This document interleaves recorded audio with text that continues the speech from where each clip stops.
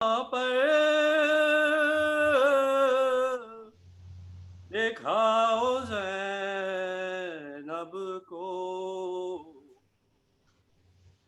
حسین امام کو رن میں کیا تھا جیسے شہید، حسین امام کو رن میں کیا تھا جیسے شہید،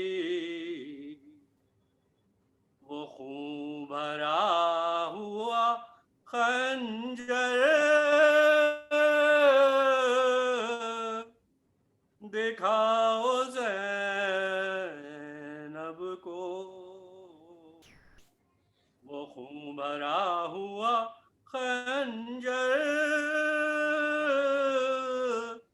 دکھاؤ زینب کو، چھپا کے بالوں سے منہ کو یہ بولی بنت علی، چھپا کے بالوں سے منہ کو یہ بولی بنت علی، خدا کے واسطے لوگوں چھپاؤ زینب کو، خدا کے واسطے لوگوں چھپاؤ زینب کو، کہا یزید نے جب شمر سے سرے دربار، کہا یزید نے جب شمر سے سرے دربار، ادھر ہے دختر زہرا بلاؤ زینب کو، ادھر ہے دختر زہرا بلاؤ زینب کو، جکڑ کے لائے ہیں خیبر شکن کی بیٹی کو، جکڑ کے لائے ہیں خیبر شکن کی بیٹی کو، یہ کہہ کے شام میں درد ہراؤ زینب کو، یہ کہہ کے شام میں درد ہراؤ زینب کو، اور یہ مقطع انیس حرم میں بپا ہوا محشر، انیس اہل حرم میں بپا ہوا محشر، کہا جو حاکم اظلم نے لاؤ زینب کو، کہا جو حاکم اظلم نے لاؤ زینب کو، سلامی کہتے تھے آداب، رلاؤ زینب کو۔ ماشاء اللہ ماشاء اللہ، صلوات اللہم صلی علی محمد و آل محمد۔ بہت شکریہ بھائی ڈاکٹر شوکت علی مرزا صاحب، اور آپ کا کرم ہے کہ آپ اس مجلس کے ذاکر بھی ہیں، اور سارا آپ نے اس کا انتظام سنبھال رکھا۔ مولا اس کا آپ کو اجر دیں گے۔ بسم اللہ اپنا ذکر، بسم اللہ فرمائیں۔ قبل اس کے مجلس کا آغاز کروں، میں گزارش کروں گا تمام سننے والوں سے کہ وہ بانیان مجلس کے مرحومین کے لیے سورہ فاتحہ کی تلاوت فرما کر ایصال ثواب فرمائیں۔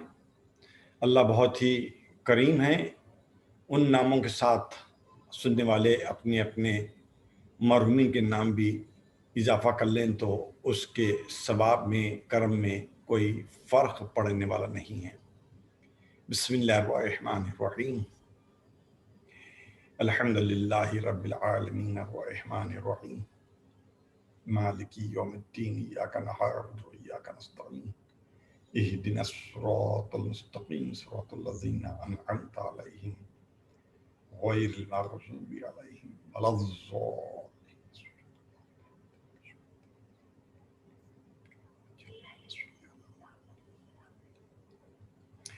صلوات بر محمد و آل محمد۔ لا حول ولا قوة الا باللہ العلی العظیم۔ بسم اللہ الرحمن الرحیم، الحمد للہ رب العالمین، الصلاة والسلام علی سید الانبیاء والمرسلین، شفیع المذنبین، خاتم النبیین، رحمۃ للعالمین، جد الحسن والحسین، المصطفى الامجد، المحمود الاحمد، ابی القاسم المحمد، صلی اللہ محمد و آل الصلاة والسلام علی الامام المظفر، شجاع الغضنفر، قاسم طوبى وسقر، ابی شبیر و شبر، قالع باب الخیبر، ثاقی حوض الکوثر، الامام نجم الثاقب، امام المشارق والمغارب، مظہر العجائب و مظہر الغرائب، الذي حبه فرض على الحاضر والغائب، غالب على كل غالب، مطلوب كل طالب، مولانا مولا الکونین، ابی الحسنین علی ابن ابی طالب، اللہم صلی علی محمد و آل محمد۔ صلاة والسلام علی وآلہ الطیبین الطاہرین المعصومین المظلومین، ولعنۃ اللہ علی اعدائہم اجمعین من یومنا ھذا الی یوم الدین۔ اما بعد فقد قال اللہ سبحانہ تبارک و تعالی فی الکتابہ المجید والفرقان الحمید وقولہ الحق۔ بسم اللہ الرحمن الرحیم، وَلْتَكُن مِّنكُمْ أُمَّةٌ يَدْعُونَ إِلَى الْخَيْرِ۔ صلوات بر محمد و آل محمد۔ ماشاءاللہ، سبحان اللہ۔ محمد و آل محمد و عجل فرمائیں۔ ریشم کا کیڑا ریشم بنانے کے لیے اپنے منہ سے تار نکالتا ہے اور پھر آہستہ آہستہ انہی تاروں میں اپنے آپ کو مقید کرتا جاتا ہے، اور پھر ایک دن اپنے ہی بنائے ہوئے تاروں کے خول میں گھٹ کر مر جاتا ہے۔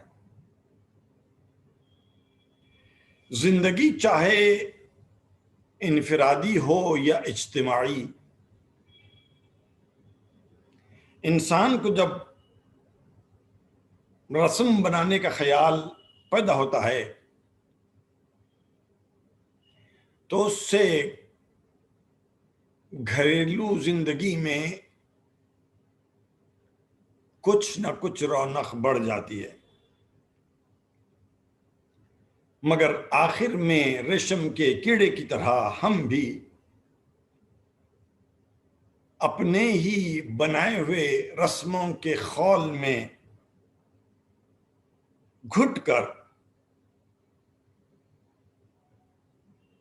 بالکل مکمل طور پر اپنی آزادی، اپنا ایمان، خوشحالی، وقت، دولت، حتیٰ کہ ذریعہ معاش کو بھی موت کی نیند سلا دیتے ہیں۔ رسم لسان جاہلیت ہے، اور جاہلیت پڑھے لکھے اور غیر پڑھے لکھے دونوں طرح کے لوگوں میں پائی جاتی ہے۔ یہ ضروری نہیں ہے کہ انٹلیکچوئل کہلانے کے لیے انسان کو تعلیم یافتہ بھی ہونا پڑے۔ ہمارے درمیان بہت سے لوگ ایسے ہوتے ہیں جو ایجوکیٹڈ الٹریٹ ہوتے ہیں، اور پھر رسم سے نہ کوئی سوسائٹی ٹکر لے سکتی ہے، نہ علم، نہ قانون، نہ حکومت۔ اتنا تو کرنا ہی پڑتا ہے کہہ کر رسم کے خلاف اٹھنے والی ہر آواز کو دبا دیا جاتا ہے۔ مذہب ہی وہ چیز ہے جو اس سے ٹکر لیتا ہے، مگر واہ رے اہل مذہب، انہوں نے مذہبی رسومات کی ایجاد کر ڈالی، حالانکہ رسم کا مذہب سے کوئی تعلق نہیں ہوتا۔ اگر کسی کام کے کرنے کا حکم اللہ نے دیا ہے، قرآن نے دیا ہے، نبی نے دیا ہے، امام نے دیا ہے، علماء و مجتہدین نے استنباط کر کے ہم تک کوئی بات پہنچائی ہے، تو یہ عبادت ہے، اطاعت ہے، شریعت ہے۔ لیکن اگر کسی کام کا کرنا ہم نے خود اپنے اوپر لازم کر لیا ہے تو اس میں مذہبیت نہیں پائی جا سکتی۔ میرے محترم مجمع سے ایک چھوٹا سا سوال ہے کہ آج کی تاریخ ہم نے اس سال عزاداری امام حسین میں 2 مہینے مکمل کر لیے، اور موجودہ زمانے کے حالات کے پیش نظر جس طریقے سے عزاداری ہم کر رہے ہیں، اس کا ایک ایڈوانٹیج بھی ہے، ڈس ایڈوانٹیج بھی ہے۔ بہت سی باتیں ہیں کہ ہم ایک دوسرے کو فزیکلی روبرو نہیں دیکھ پا رہے ہیں، لیکن ایٹ دا سیم ٹائم اس کا بہت بڑا ایڈوانٹیج ہے کہ ایک ہی وقت میں دنیا کے مختلف ممالک، مختلف شہروں میں بیٹھ کر لوگ عزاداری امام حسین میں سکون و اطمینان کے ساتھ حصہ لے رہے ہیں۔ تو تمام سننے والوں سے میرا ایک سوال ہے، جو عزاداری آپ کر رہے ہیں، یہ رسم ہے یا عبادت ہے؟ جواب جذبات اور احساسات سے بلند ہو کر دینا پڑے گا۔ اگر یہ عزاداری میں اس لیے کر رہا ہوں کہ میرے باپ کیا کرتے تھے اور میرے باپ اس لیے کرتے تھے کہ ان کے والد کیا کرتے تھے، تو یہ رسم ہے۔ تاریخیں شاہد ہیں کہ جس وقت جناب زینب کو قید شام سے رہائی ملی تو سب سے پہلا عمل جو بی بی نے کیا ہے وہ ہے عزاداری کی بنیاد۔ امام زین العابدین علیہ السلام نے مسلسل 35 سال تک اس عزاداری کو فروغ دیا ہے، اور اس کے بعد سے پھر 5ویں امام سے لے کر 11ویں امام تک ہر دور میں تاریخ کے مختلف واقعات اور احادیث ہم کو ملتے ہیں کہ آج ہم اس بات پر یقین رکھتے ہیں کہ عزاداری ہمارا ایمان ہے، عزاداری اسلام کا ایک حصہ ہے۔ لیکن جب ہم آج کی اس عزاداری پر نظر ڈالتے ہیں تو ایسے محسوس ہوتا ہے کہ جیسے ہماری موجودہ عزاداری کو رسموں نے جکڑ لیا ہے، جس کے نتیجے میں قریب ہے کہ عزاداری امام حسین صرف ایک غمگین تقریب کی حیثیت اختیار کر لے گی، اور واقع کربلا سے ہم کو جو روحانی، ایمانی، علمی، عملی، اخلاقی، انقلابی سبق لینا تھا، ہم اس سے یا تو محروم ہو گئے یا محروم ہوتے جا رہے ہیں۔ ذہن سوال کرتا ہے کہ جس وقت جناب زینب نے عزاداری کی شہر شام میں بنیاد رکھی تھی، لوگوں کو دعوت دے کر بلایا تھا، لوگ آئے تھے، تو جو لوگ پرسہ دینے کے لیے آئے تھے وہ مکان کے باہر تھے یا مکان کے اندر تھے؟ کیونکہ آج کی رسم یہ ہے کہ سوس خان ذاکر کو نہیں سنتا، ذاکر نوحہ خان کو نہیں سنتا، نوحہ خان کسی کو نہیں سنتا۔ اگر سنت ایمان یہ ہے کہ ذاکر ممبر پر ہو اور وقت کا امام پائنی ممبر بیٹھ کر ذاکر کے ذکر سنتا ہے، تو اس سنت کو قائم رکھنا امور عزاداری کا ایک اہم ترین حصہ ہے۔ بات قابل اصلاح ہے۔ آواز کے بلند کرنے سے غم بلند نہیں ہوتا۔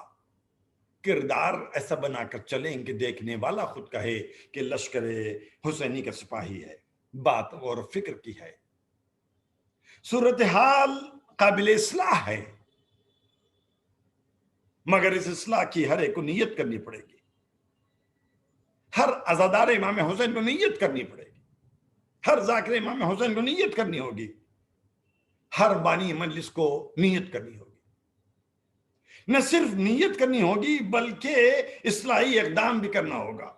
اس کا راستہ صرف ایک ہے کہ قوم کی مذہبی واقفیت میں بھرپور اور مسلسل اضافے کی کوشش کی جائے، دین کا جذبہ ابھارا جائے، واجبات سمجھائے جائیں، قوم کے مذہبی واقفیت میں، معلومات میں، علم میں اضافہ کیا جائے، دین کا جذبہ ابھارا جائے، گناہوں سے ڈرایا جائے۔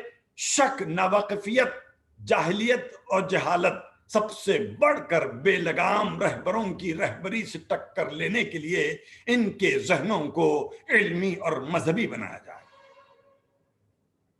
ایسے محسوس ہوتا ہے کہ ہم سب کچھ پانے کے بعد بھی شاید کوئی چیز ہم سے چھوٹ گئی ہے یا چھوٹتی جا رہی ہے۔ عزیزان گرامی، آج کی اس مجلس میں آپ کے سامنے وہ فلسفہ پیش کرنا چاہتا ہوں جو اسلام کا انقلابی فلسفہ ہے، وہ فلسفہ جس سے برا اچھا بن جاتا ہے، برے انسان کو اچھا بنانے کے سلسلے میں گہری حقیقت پر بھی نظر کرنی پڑے گی کہ آخر برائی پیدا کیسے ہوتی ہے۔ برائی طاقت سے نہیں مٹ سکتی۔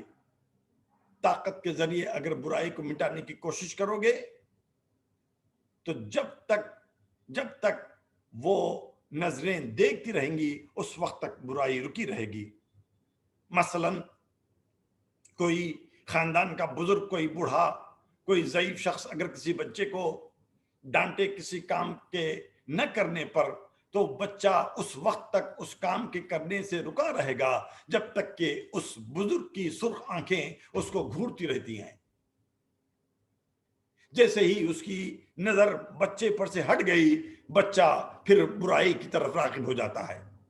अगर हम रुकावटें खड़ी करके बुराई को रोकने की कोशिश करते हैं तो बुराई उस वक्त तक रुकी रहती है जब तक के रुकावटें खड़ी होती हैं।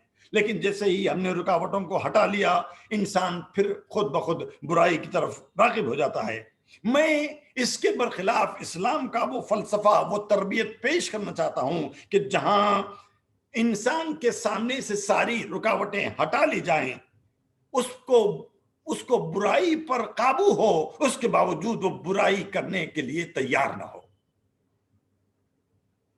अज़ीज़ान गिरामी, पैगंबर ने कहा कि बुराई मिटाने से पहले देखो कि बुराई पैदा कैसे होती है। जब तक बुराई का सबब न ढूंढोगे तब तक बुराई नहीं मिट सकती। वो शख्स जिसका बुखार इतना बढ़ गया कि वह बहकी बहकी बातें करने लगा हो, तो हम और आप ऐसे मौके पर उसके माथे पर, उसके सर पर, उसके जिस्म पर बर्फ रखते हैं। आहिस्ता आहिस्ता जैसे बर्फ पिघलती जाती है, उसका बुखार वापस आने लगता है। इसका मतलब यह हुआ हमने बीमारी का जोर तो तोड़ा है, मगर बीमारी का वो खजाना हमने उसको खत्म नहीं किया। पैगंबर फरमाते हैं कि बुराई को खत्म करने से पहले देखो कि बुराई पैदा कैसे हुई, ताकि तुम उसकी जड़ काट कर खत्म कर दो। मैं इसकी तशरीह अपने अल्फाज में यूं करता हूं कि हर इंसान के अंदर एक फितरी जज्बा होता है, और ये जज्बा जब गैर मुअतदिल और इम्बैलेंस हो जाता है तो वो बुराई का सबब बन जाता है। ये जज्बा क्या है? ये फितरत क्या है? ये फितरत है लेना। हर इंसान हमेशा उसकी कोशिश होती है कि जो मिले, जहां से मिले, जितना मिले लेते जाओ। कोई भी इंसान देने के लिए नहीं आता बल्कि लेने के लिए आता है। अगर फितरत को मालूम करना हो तो बच्चे से सीखिए। अपने हाथ की मुट्ठी को बंद कीजिए, हाथ खाली है, उसमें कुछ नहीं है, और बंद मुट्ठी को जिसके अंदर कुछ नहीं है आगे बढ़ाकर किसी बच्चे से कही कि लो बेटा। उसे नहीं मालूम कि आप उसे धोखा दे रहे हैं। जैसे ही हमने कहा लो बेटा, खुद ब खुद वो अपना हाथ बढ़ाता है, इसलिए कि फितरत लेना सिखाती है, देना नहीं सिखाती। जब आपने हाथ खोला, बच्चे ने कुछ ना पाया तो हो सकता है कि वो रोए। उसका रोना भी बता रहा है कि फितरत लेना सिखाती है, वरना न मिलने पर रोता नहीं था। ये फितरत में इस तरीके से दाखिल है कि जैसे जैसे बच्चा बड़ा होता जाता है, मजबूत होता जाता है, ताकतवर होता जाता है, उसका असर बढ़ता जाता है, लेने का जज्बा भी बढ़ता जाता है, ताकतवर होता जाता है, उसका असर भी बढ़ता है। बच्चा जवान हुआ, लेने का जज्बा भी जवान हुआ। बच्चा तालीम याफ्ता हुआ, लेने का जज्बा तालीम याफ्ता हो गया। इंसान ताकतवर हो गया, लेने का जज्बा भी ताकतवर हो गया। जिसका असर शहर पर हुआ, उसने पूरे शहर को निचोड़ कर तेल निकालना चाहा। जिसका असर मुल्क पर हुआ, उसने पूरे मुल्क से लेने की कोशिश की। जो बैनुल अक़वामी हुआ, जिसका असर तमाम मुमालिक पर था, उसने लेने के जज्बे में पूरी दुनिया के मुमालिक को पीसने की कोशिश की। इंसान फकत लेना चाहता है, फकत लेना चाहता है, इसके अलावा वो कोई और बात सुनना नहीं चाहता। हम जो जायज तरीके से मिलता है उसको जायज तरीके से लेते हैं, जो जायज तरीके से नहीं मिलता उसको नाजायज तरीके से लेते हैं। जो हक से मिलता है वो हक से हकदार बनकर लेते हैं, जो हक से नहीं मिलता ना हक बनकर लेते हैं। जो तनख्वाह से मिलता है वो तनख्वाह से लेते हैं, जो तनख्वाह से नहीं मिलता हम उसको मेज के नीचे से लेते हैं। और अगर उस पर कोई इतराज कर दे तो बरजस्ता हमारी जुबान पर एक कलमा आ जाता है कि हाज़ा मिन फज़ल रब्बी, ये तो मेरे परवरदिगार का फजल है। गर्ज के हर बुराई की जड़ ये लेने का जज्बा है। दुनिया में सारी बुराइयों की जड़ है लेने का जज्बा। जब तक दुनिया में लेने वाले बढ़ते रहेंगे, बुराई बढ़ती रहेगी। सुकून और इत्मीनान उस वक्त पैदा होगा जब देने वाले बढ़ेंगे और लेने वाले कम होंगे। फसाद उस वक्त पैदा होगा جب لینے والے بڑھیں گے اور دینے والے کم ہوں گے. ہاں اب ہاں اگر برائی کو مٹانا ہے, برے کو اچھا کرنا ہے, ہاں تو غصے سے نہیں کر سکتے, ڈانٹ ڈپٹ کر نہیں کر سکتے, رکاوٹیں کھڑی کر کے نہیں کر سکتے. اگر لینے کا جذبہ فطری ہے اور ہم چاہتے ہیں کہ اس لینے کے جذبے کو دینے کے جذبے سے بدلنا ہے, تو یہ کام زبردستی نہیں ہو سکتا. اس کام کے لیے بھی انسان کو کسی فطرت کی تلاش کرنی پڑے گی. یہ بھی ہم اس بچے سے سیکھیں. آپ کسی بچے کو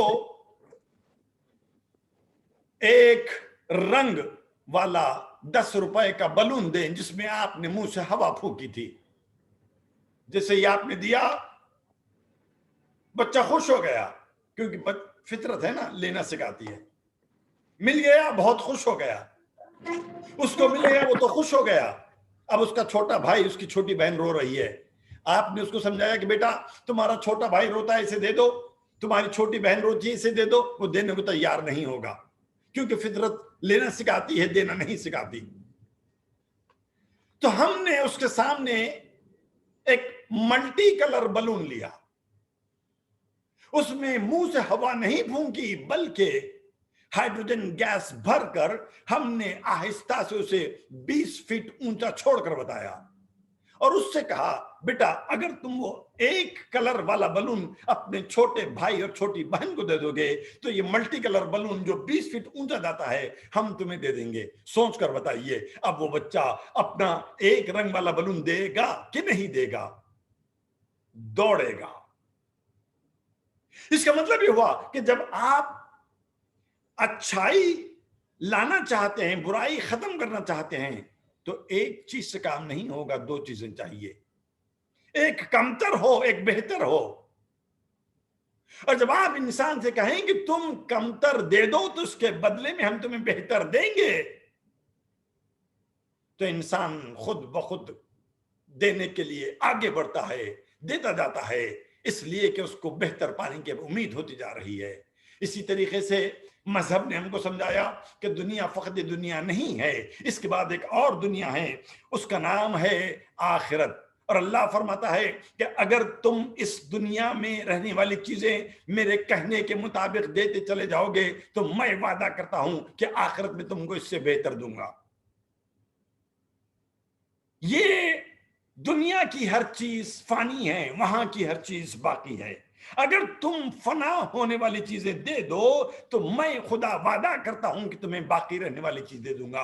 تو جس بندے کو یقین آتا جاتا ہے وہ آگے بڑھ کر اپنی ہر شے اللہ کے لیے دینا شروع کرتا ہے. اب وہ یتیموں کو پانی بھی پلاتا ہے, بیواؤں کو روٹی بھی کھلاتا ہے, مسکینوں کا گھر بھی بناتا ہے. حقیقت یہ ہے کہ وہ نہ یتیم کو پانی پلا رہا ہے, نہ بیوہ کو روٹی کھلا رہا ہے, نہ کسی مسکین کا مکان بنا رہا ہے, بلکہ حقیقت یہ ہے کہ وہ یتیم کو پانی اس لیے پلا رہا ہے تاکہ حوض کوثر پر خود جام کوثر پیے. وہ کسی بیوہ کو کھانا اس لیے کھلا رہا ہے تاکہ جنت سے میوے کھائے. وہ کسی مسکین کا مکان اس لیے بنا رہا ہے تاکہ جنت میں اس کا محل تعمیر ہو جائے. معلوم یہ ہوا جس انسان کو توحید پر قیامت کے دن پر یقین ہو جاتا ہے وہ اپنی ہر شے کو کم تر سمجھ کے دیتا چلا جاتا ہے تاکہ اس کے بدلے میں ہر لحاظ سے اسے بہتر چیز ملتی چلی جاتی ہے.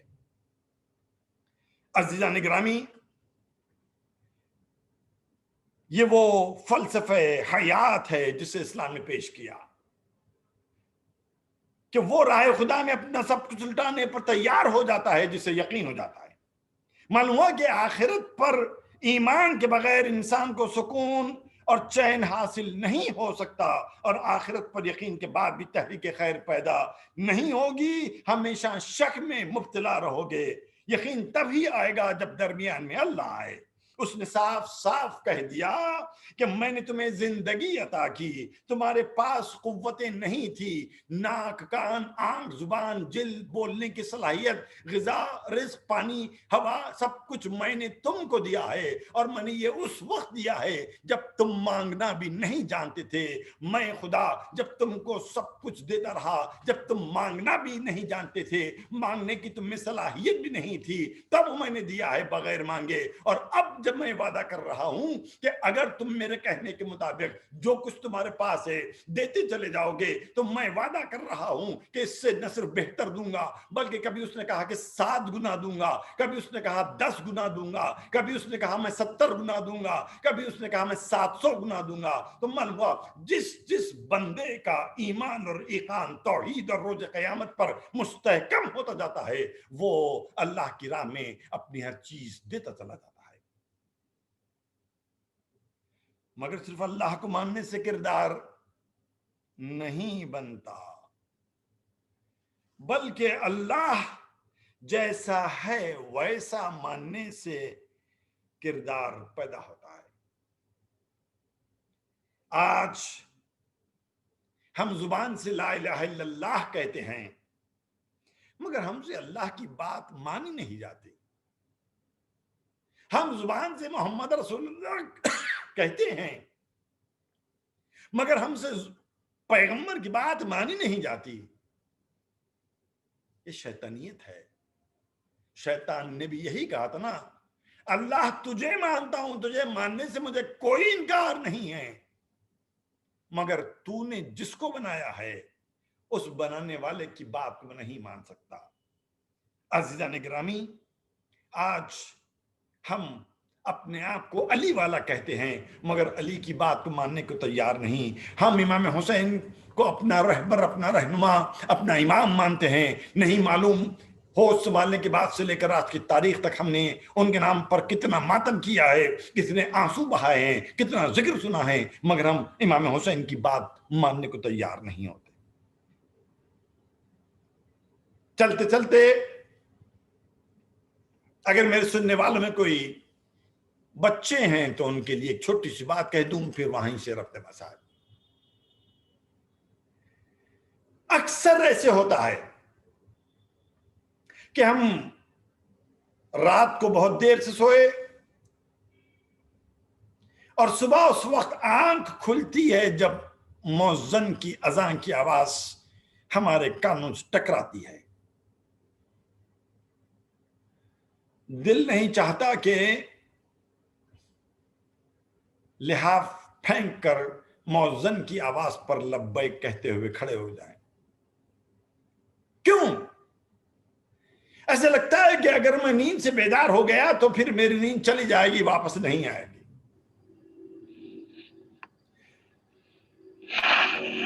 एक आलिम दीन हैदराबाद तशरीफ लाए थे ईरान से। उन्होंने ये वाकया सुनाया था अपनी तकरीर में, मैं मौजूद था वहां, कि बहुत बड़े आलिम थे, नाम जानता हूं, नहीं बता रहा हूं। वो शहर शहर, करिया करिया तबलीग के लिए जाते थे, तो जाहिर सी बात कि उनके साथ उनके दोस्त या अहबाब या खिदमत गुजार होते थे।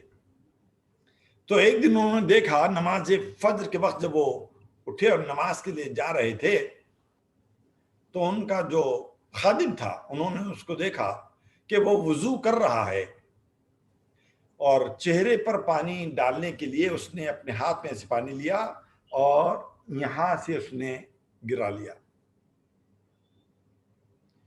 उन्होंने देखकर उसको टोककर पूछा कि ये वुजू कैसे कर रहे हो? पानी तो चेहरे के ऊपर से डालना चाहिए। उसने जवाब दिया कि मौसम ठंड है, पानी बड़ा ठंडा है, अगर मैं वुजू का पानी यहां से नीचे डालूंगा तो मेरी नींद चली जाएगी। यही बात मैं बच्चों से कह रहा हूं कि हमारी नींद उस वक्त होशियार होती है जब मौज़न की अज़ान की आवाज हमारे कानों से टकराती है। दिल चाहता है कि सो जाएं, अगर उठ जाएंगे तो हमारे 5, 7, 8, 10 मिनट जाए हो गए, निकल गए। तो मैं उनके सामने हाथ जोड़कर कह रहा हूं कि अगर तुम ये समझते हो कि तुम्हारी जिंदगी से नमाज पढ़ने की वजह से 10 मिनट निकल गए, तो फिर तुम्हारा इख्तियार है, जहां चाहे अपने इस 10 मिनट को लगा लो।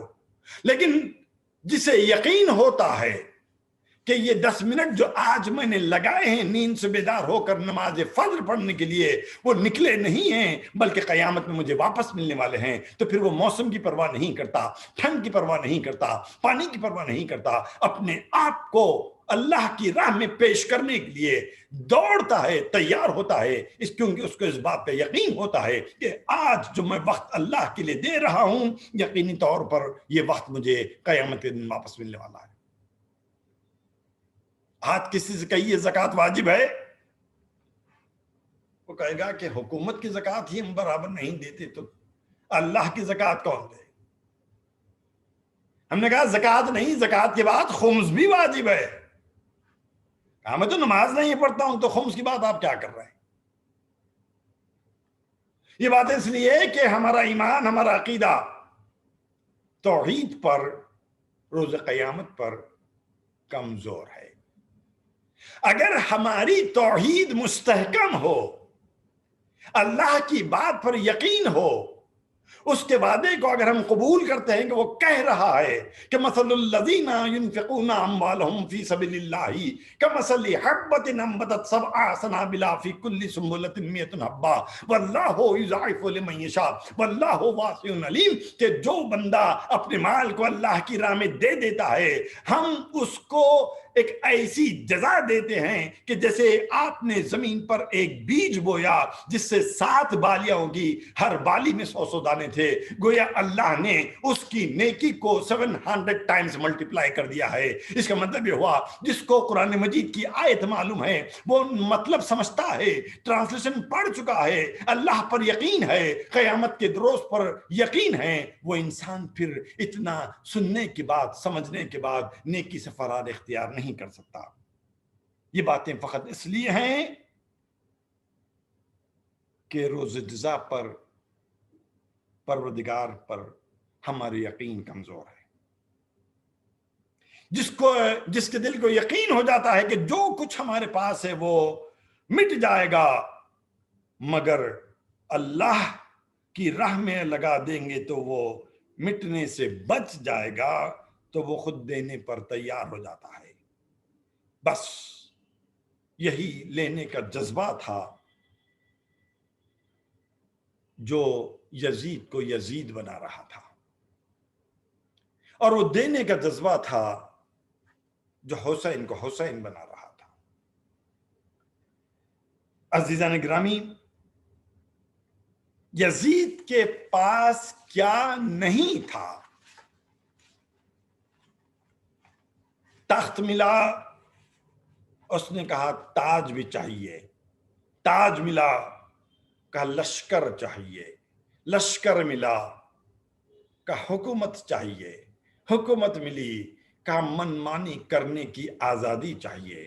وہ بھی مل گئی. اس نے کہا کہ حسین کی بیعت چاہیے. گویا انفرادی برائی سے لے کر اجتماعی برائی تک یہ لینے کا جذبہ تھا جو یزید کو یزید بنا رہا تھا. ورنہ جس انسان کو ہر قسم کی سہولتیں مل چکی تھی، لشکر بھی تھا، تخت و تاج بھی تھا، سپاہی بھی تھے، مال بھی تھا، دولت بھی تھی، حکومت تھی، اتنی بڑی حکومت تھی کہ اس زمانے کی بڑی بڑی حکومتوں میں حکومت یزید کا شمار ہوتا تھا. اتنی عظیم حکومت پانے کے بعد بھی اگر اکیلے حسین یزید کی بیعت نہ کیے ہوتے تو وہ خاموش بیٹھ جاتا. مگر نہیں، یہ لینے کا جذبہ تھا جو یزید کو یزید بناتا جا رہا تھا. اور حسین کربلا میں لینے نہیں آئے تھے، دینے آئے تھے. ہر کے لشکر نے کہا حسین سپاہی پیاسے ہیں، کہ دریا لے لے. ابن زیاد نے کہا کہ حسین 2 محرم کو آپ نے خیمے نصب کیے ہیں، یہ خیموں کو ہٹانا پڑے گا، کہ فرات لے لے. نوفل کی آواز آئی کہ حسین عباس کے شانے چاہیے، کہا لے لے. سنان نے پکارا کہ علی اکبر کا سینہ چاہیے، کہا لے لے. ہرملا نے آواز دی کہ حسین علی اصغر کا گلا چاہیے، کہا لے لے. عمر سعد نے پکارا کہ حسین تمہارا سر چاہیے، کہا لے لے. اس کے بعد کیا کہوں؟ لشکر سے آواز ہے حسین زینب کی چادر چاہیے، سکینہ کے گوشوارے چاہیے۔ یہ دینے کا جذبہ تھا جو لشکر یزید کو یزید بناتا جا رہا تھا، اور یہ دینے کا جذبہ تھا جو حسین کو حسین بناتا جا رہا تھا۔ بس عزیزان گرامی، اللہ آپ کو اس مختصر سی عبادت کا اجر کثیر عطا فرمائیں۔ پرسہ دیتے ہیں کس کو؟ کس کا؟ ہمارے لیے تو کافی ہے کہ کوئی ایک واقع غم بیان کریں، آنکھیں نم ہو جائیں تو ہم سمجھتے ہیں کہ ہم نے حق ادا کر دیا، ہماری عزاداری قبول ہو گئی۔ کس کا ماتم کریں، کس کا ذکر کریں، کس کے مصائب پڑھیں؟ میں اکثر ایک جملہ کہتا ہوں، شہید کی شہادت پڑھنا آسان کام ہے، غریب کی غربت کو بیان کرنا مشکل کام ہے۔ اور پھر کس کی غربت کو بیان کریں؟ سکینہ کی غربت کو، جسے کربلا سے کوفہ، کوفے سے شام تک کبھی پانی بھی نہیں میسر ہوا۔ اس زینب کی غربت کو جو زندان شام میں بیٹھ کر نماز پڑھ رہی تھی تو سید سجاد کو تعجب ہوا کہ پھوپھی اماں یہ کیا ماجرا ہے کہ میں نے دیکھا ہے کہ آپ بیٹھ کر نماز پڑھ رہی ہیں۔ بیوی جواب دیتی ہیں کہ سید سجاد قیدیوں کے لیے جو کھانا آتا ہے وہ اتنا کم ہوتا ہے کہ بچوں کو کھانا کھلانے کے بعد اس میں پھر کوئی غذا باقی نہیں رہتی، اس لیے کہ جسم میں اب طاقت نہیں رہی کہ زینب کھڑے ہو کر نماز پڑھ سکے۔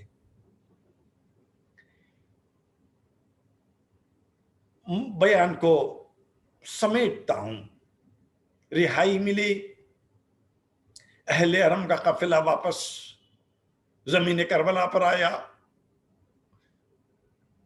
40 کیا، ماؤں نے بچوں کا ماتم کیا، رہائی ملی تھی، اب رونے پر تازیانہ نہیں لگایا جاتا تھا۔ اور جب مسلسل 7-8 روز تک ماتم برپا رہا تو قافلے اہل حرم کربلا سے نکلنے کی تیاری کرنے لگا۔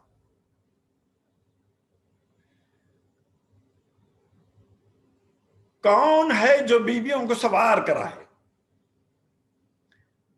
پھر وہی شریکت الحسین ثانی زہرا نے قدم آگے بڑھائے، ایک ایک بیوی کو سوار کرایا، ساری بیویاں سوار ہو گئیں۔ معلوم ہوا کہ قافلے میں ایک عماری ابھی بھی خالی ہے۔ خبر ملی کہ ام رباب قافلے میں نہیں ہے، تلاش کیا، دیکھا کہ قبر حسین کے پائنتی ام رباب بیٹھی ہوئی ہے، سر جھکا ہوا ہے، آنکھوں میں آنسو ہیں، فریاد ہے لبوں پر کہ والی قبر میں چھپا لیجئے، گھر جاؤں گی لوگ پوچھیں گے بچے کہاں ہیں۔ ایک بیٹا کربلا کی زمین پر سو گیا، ایک بیٹی زندان شام میں سو گئی، لوگ پوچھیں گے وارث کہاں ہے۔ شہزادی نے بی بی کا ہاتھ تھاما، کہا بھابھی گھر تو جانا ہے، وطن تو جانا ہے، بھائی کا پیغام پہنچانا ہے۔ قبر سے اٹھی، اٹھتے اٹھتے دیکھا کہ ایک مرتبہ قافلہ 11ویں محرم کو کربلا سے چلا تھا، کربلا کی جلتی ہوئی زمین پر دھوپ میں لاشیں پڑے ہوئے تھے، لاشوں پر کوئی سایہ نہیں تھا۔ 40 کے بعد قافلہ واپس جا رہا ہے، ذہن میں پھر یہ بات رہ گئی، قبر تو بن گئی مگر قبر پر کوئی سائبہ نہیں ہے۔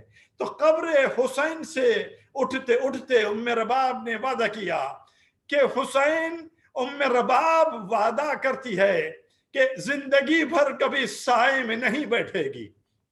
काफिला लौटकर मदीने वापस आ गया। दिन होता रात होती, करबला वालों को याद करके उम्मे रबाब आंसू बहाती। एक मौका ऐसे आया कि मदीने में सख्त बारिश हो रही थी। जनाब ज़ैनब ने देखा कि उम्मे रबाब सहने खाना में बैठे करबला की याद कर रही है। बाजू को थमा, कहा बीबी बारिश बड़ी तेज हो रही है, चल कर साए में बैठे। उम्मे रबाब ने आसमान की तरफ देखा, कहा बीबी यहाँ तो पानी बरस रहा है, करबला में तो हुसैन पर तीरों की बारिश होती थी। ज़ैनब समझ गई कि उम्मे रबाब आसानी से उठने वाली नहीं है। सैयद सज्जाद को तलब किया, कहा बेटा सैयद सज्जाद, अब तुम ही उम्मे रबाब को साए में ला सकते हो। इमाम ने कहा मादर ग्रामी बारिश बड़ी सख्त होती है, गुजारिश करता हूं कि चलकर साए में बैठ जाए। उम्मे रबाब ने सवाल किया, इतना बता दे कि बेटा बनकर माँ से कलाम कर रहा है या वक्त का इमाम बनकर हुक्म देता है। इमाम जानते थे बेटा बनकर कलाम करूंगा माँ का हक ज्यादा होगा, इसलिए फरमाया कि अम्मा वक्त का इमाम बनकर हुक्म देता हूं कि चलकर साए में बैठे।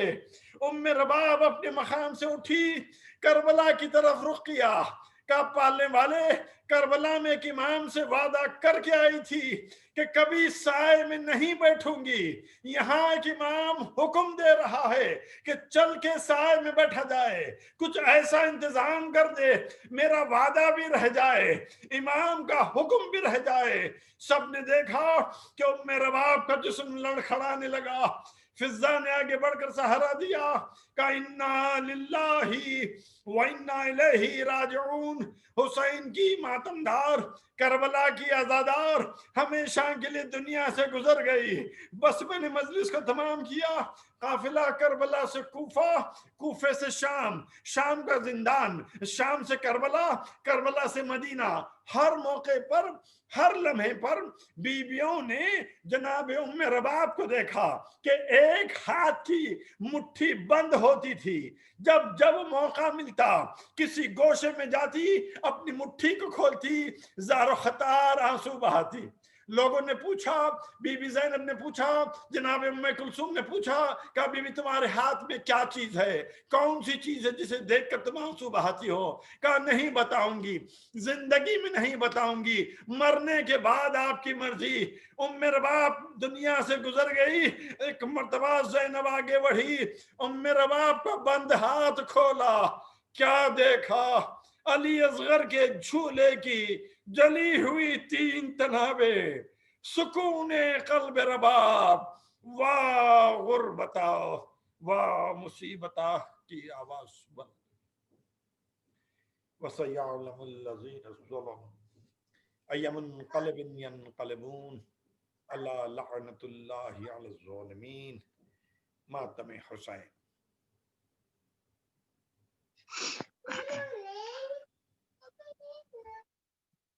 पुकारी रो के सकीना, बड़ा अंधेरा है।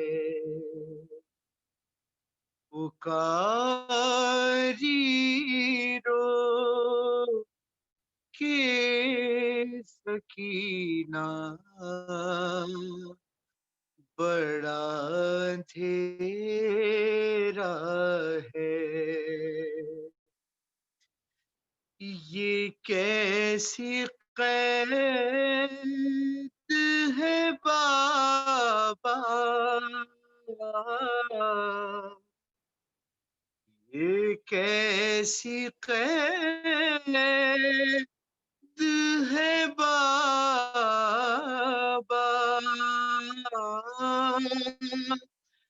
बड़ा अंधेरा है। पुकारी रो के सकीना, बड़ा अंधेरा है। मैं कोने में बैठी हुई हूँ सहमी हुई, मैं एक कोने में बैठी हुई हूँ सहमी हुई, दिखाई कुछ नहीं देता, दिखाई कुछ नहीं देता, बड़ा अंधेरा है, अगर हो आना तो असगर को साथ मत लाना, जहाँ मैं कैद हूँ बाबा, बड़ा अंधेरा है, पुकारी रो के सकीना।